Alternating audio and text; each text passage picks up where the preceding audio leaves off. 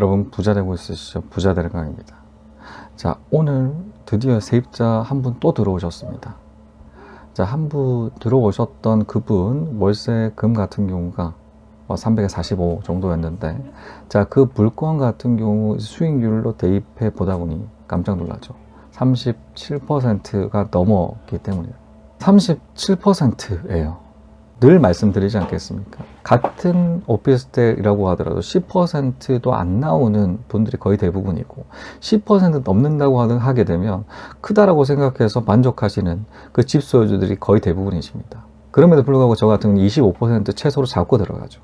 근데 이번 물건 같은 경우는 25% 이상, 30% 이상, 35% 이상입니다. 37%. 제가 보유하는 수십여 채 같은 경우는 35% 훨씬 넘는 그 물건들도 다수 보유하고 있죠. 계속 노하우가 쌓이고 접목시키다 보니, 세팅을 하다 보니까 계속적으로 월세 수익률은 높아집니다. 자, 이런 스킬이나 노하우들이 계속 누적이 되니까 되게 되면 이런 높은 수익률을 달성할 수가 있는데, 37% 예를 든다라고 했을 때 이 3년마다 100%에 해당되는, 그러니까 투자금 전액 다 회수가 되죠. 3년에 한 채씩을 이제 계속적으로 찍어낼 수가 있는 구조 만들어졌다라는 것입니다. 그런데 그뿐만이 아니라 제가 가지고 있는 30%에 해당되는 물건들은 늘 이렇게 3년마다 한 채씩으로 이제 불러갈 수가 있어요.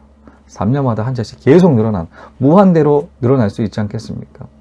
그런데 20%, 저는 20%는 좀 작다라고 생각하죠. 최소 25%를 월세 수익률로 잡고 있는 것만. 하지만 20% 예를 든다라고 하게 됩니다. 20% 잡혔다. 그럼 어떻습니까? 5년에 한 채씩이죠.